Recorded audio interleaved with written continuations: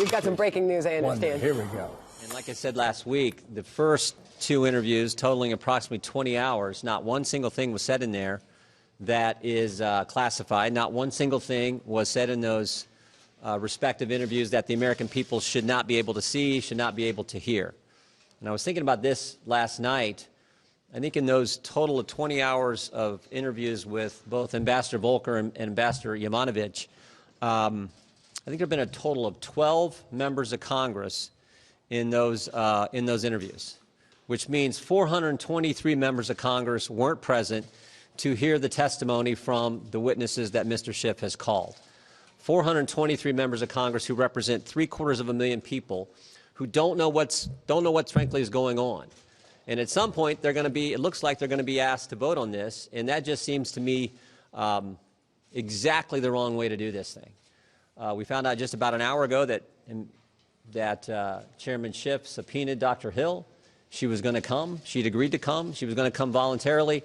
But he's going to subpoena her, I believe, so he can ask certain questions and, again, keep those secret, except for the certain things that he wants to leak, the cherry-picked information that he wants to leak to the American people.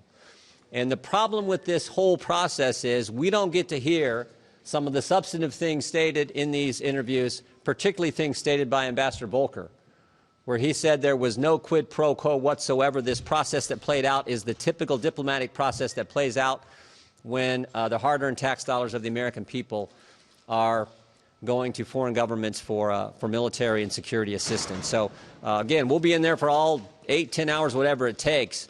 But the tragedy here and the crime here is that the American people don't get to see what's going on in these sessions.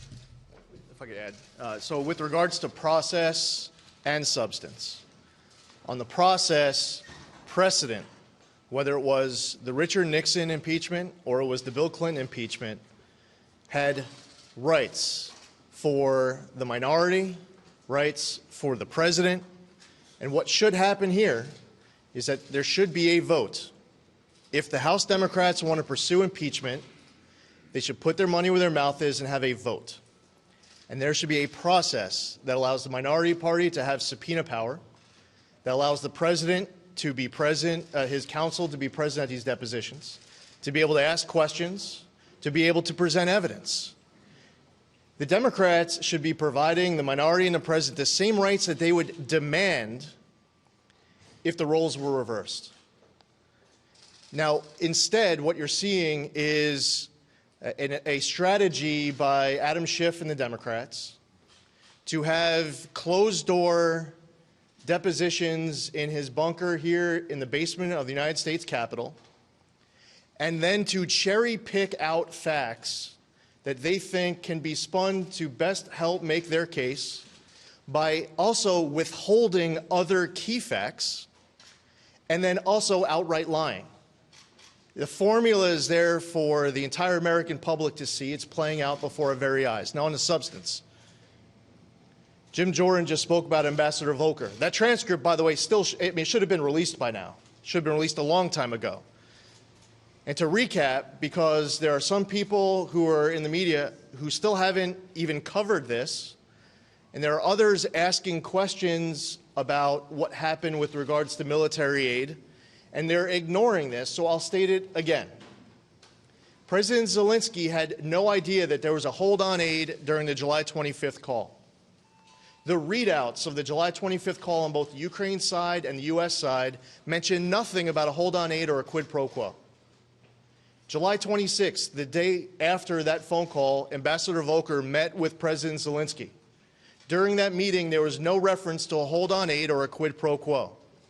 In the weeks that follow, Ambassador Volker is in constant contact with Ukraine leadership, and at no point do they make any reference to a hold on aid or a quid pro quo. It wasn't until after Ukraine read a Politico story that they asked Ambassador Volker. Ambassador Volker testified that the aid was absolutely getting released. The entire time, he had zero doubt whatsoever that the aid was going to get released. And then the aid got released. And to get the aid released, Ukraine did not have to open up any new investigation. All of those facts are being ignored. Now, I am seeing some reporting over the course of the last 24 hours that the new best evidence to try to take down the president for quid pro quo is that people believe that Ambassador Sondland is going to testify that President Trump told him that there was no quid pro quo. I'm scratching my head as I'm watching the news. This is your best evidence, your freshest evidence, your new angle that President Trump had a quid pro quo because he told Ambassador Sondland that there would be no quid pro quo. On the process and the substance, there's so much that is so wrong about this entire clown show. But it's really important when talking about the hold on aid and the quid pro quo that please just start covering everything else that you do know, even if it doesn't help take down a sitting president. What's your collective understanding of what the work product of all this is going to be? I mean, do you anticipate they do release transcripts at some point? They're going to write a report? Does this just get selectively leaked out? I mean, have you all been told anything about what the ultimate work product of this will be? No, they're making it up as they go along. I hope they release transcripts. As Representative Zeldin said, the Volcker transcript should have been out a long time ago. So we hope that they do. More importantly, we would hope that they would actually open this process up so that the other 423 members of Congress who have no idea what's happening in these closed-door sessions could see, and more importantly, you and the press could see, and the American people could see.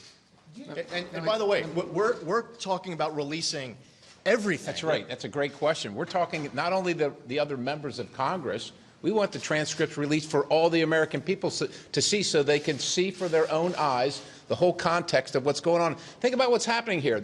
The rest of the country, certainly the federal government, is on vacation today, right? It's a holiday. There's nobody else in the Capitol today, and we're here in the SCIF in a secret area where we can't discuss anything, not hearing anything that's secret, but it's being suppressed here by this partisan star chamber, and then they leak out selectively the things that they want for their narrative. Where else in America does that happen? Where else in America? Yeah, understand, we are not calling for just reporting on some of the facts. Our position is that the American public should know about all of the facts to form their own independent judgment. Now, Chairman Schiff said yesterday during an interview that the reason why he doesn't want depositions to be released is because the Republicans want the witnesses to be able to compare notes for their testimony. These are Adam Schiff's witnesses. We can't call any witnesses. We didn't call these witnesses. These aren't our witnesses. We want the American public to have all of the information. They should have it in real time, but the fact that they would only get whatever could be spun favorably to their argument is outrageous. You ask for any witnesses, sir? Concerned with the role that Rudy Giuliani played himself in carrying out the interests of the president and essentially acting on behalf of the United States government? I would just highlight one thing. The Ukrainian government asked the State Department to put them in contact with Rudy Giuliani, the Ukrainian government. You don't have any concern about the role he played? Just remember where this all started. I mean, he's a private citizen. When they contacted him, he could say yes or he could say no. Talk about Volcker. Yeah, Ben. For any witnesses to be brought forward in this investigation? And two, Mr. Jordan, can you elaborate on We're what not allowed. We're not allowed. We're not no- allowed. I mean, we would love the opportunity to actually do that, but we're not allowed. Again, that's part of this, strike while the iron's hot and run this process the way Speaker Pelosi and Adam Schiff are trying to run it. Have they rejected possible witnesses, or has there been a list There's put no together? vehicle, there's no opportunity, there's no mechanisms, there's no rule that allows us to bring our witnesses. That's why this appears to be what it is, which is a stampede towards impeachment. Stack the deck, get all the testimony on your side to set the narrative that you want to be told, and the truth and the other side be damned, and stampede everybody towards an impeachment vote. So who would you call? Yep. What witnesses would you call? I would love to see so much more in front of us right now that there are so many anonymous people that as we're going through these depositions, that list could be extensive.